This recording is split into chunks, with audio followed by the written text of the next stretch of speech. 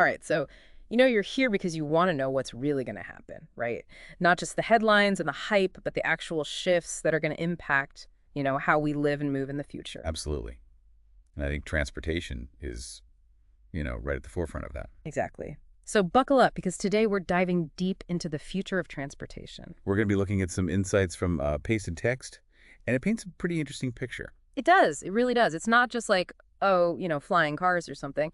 It gets pretty specific and surprisingly, grounded in a way. Yeah, and it's not just about the usual suspects like UVs. Yeah. It digs into how a lot of different technologies and approaches are going to play a part. Yeah, and how those pieces actually fit together, right? Because Yeah. that's where it gets interesting. Exactly. And I think a good place to start is with something that might surprise some folks. When you think about the future of cars, EVs, electric vehicles, All it's right. all the buzz, right? It's all you hear about, right? Like, is Yeah, this going to be, an all-electric future? right. Exactly. And the source we're looking at, Pasted Text, they actually suggest that by 2050, EVs are only projected to make up about 35% of the global transportation market. 35%, that's way lower than a lot of people might think. It is. It raises a big question, though, right? If not everything's going electric, what else is going to be on the roads? Exactly. What's going to fill that gap? Well, here's where things get interesting. The source suggests that a big chunk of that remaining market, that other 65%, is going to be filled by hybrids. Hybrids, so not fully electric, but not traditional gas-powered either. Exactly. That best of both worlds approach. You get the power and familiarity of a combustion engine with the added efficiency and lower emissions of an electric motor. Which makes a lot of sense, right? Because, if you're thinking about, your own life, maybe you're doing mostly city driving, but you still want the option to, take that road trip on the weekend without worrying about charging stations every 100 miles. Exactly. It's about flexibility.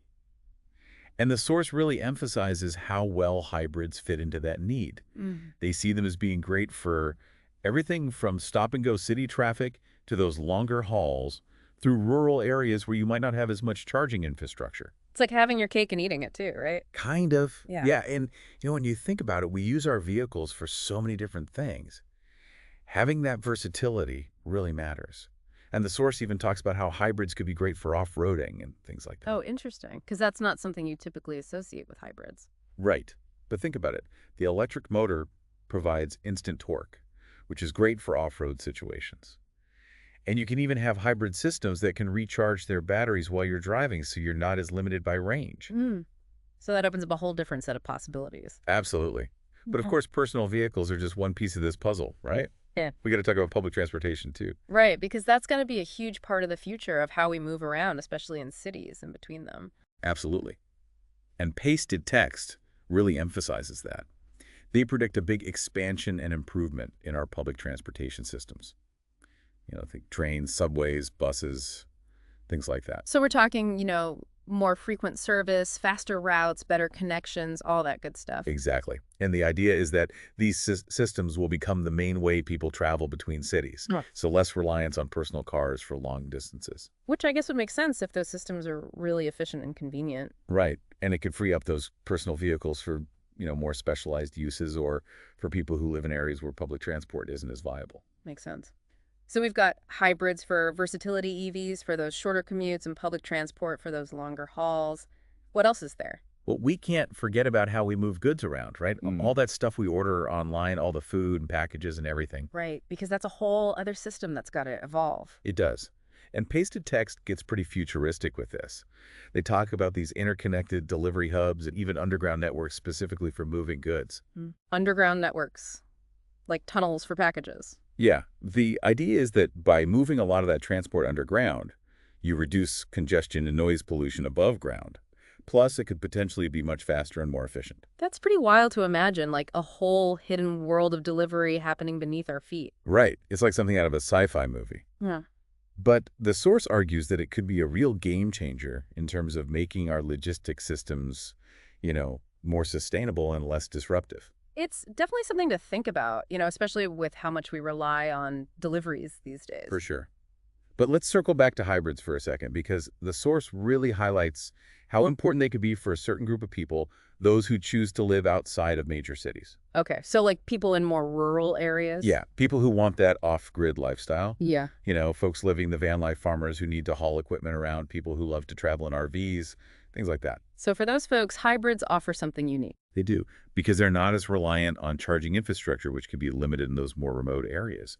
Plus, they can handle rougher terrain and provide the power you need for, towing and things like that. It's like the perfect vehicle for that kind of lifestyle, right? Yeah. Adaptable, rugged, efficient. Exactly.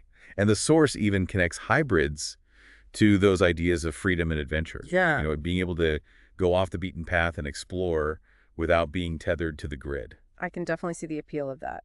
So looking at the big picture here, it seems like pasted text is painting a future of transportation that's much more nuanced than just, everyone switching to EVs. Absolutely. It's about using the right technology for the right situation. Yeah.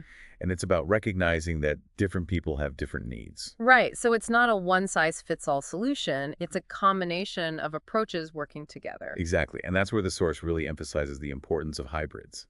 They see them as a key piece of that puzzle, especially for those who want to live and travel outside of urban centers. So the takeaway here is that the future of transportation is likely to be much more diverse than we often think. Exactly. It's not just about EVs. It's about hybrids, public transport, and even these futuristic underground delivery systems. Yeah. And it's about how all those things come together to create a more efficient, sustainable, and adaptable transportation network. Which is something we should all be thinking about, right? Because it's going to affect every aspect of our lives. Absolutely. It's about how we move goods, how we commute, how we travel, how we connect with the world. And it's clear that the future of transportation is already starting to take shape around us. And based on what we've seen in pasted text, a big part of that future is going to be hybrid. So keep an eye out for that. As you see new vehicles and technologies emerging, think about how they fit into this bigger picture of a more diverse and adaptable transportation landscape. That's a great point. And I think what's really exciting is that this future offers so much potential for innovation and creativity. We're not just talking about replacing old cars with new ones. We're talking about reimagining the entire way we move around. Exactly. And that opens up a whole world of possibilities. So as you go about your day, keep your eyes open, notice those changes happening around you. Think about how the need for both cleaner local transportation and the freedom to explore further afield might shape the vehicles and infrastructure we see developing right in front of us. That's a great way to put it. And I think that's what makes this whole conversation so fascinating. It's not just about the technology. It's about the human element. It's about how we use these tools to live our lives, to connect with each other, and to experience the world around us. Well said.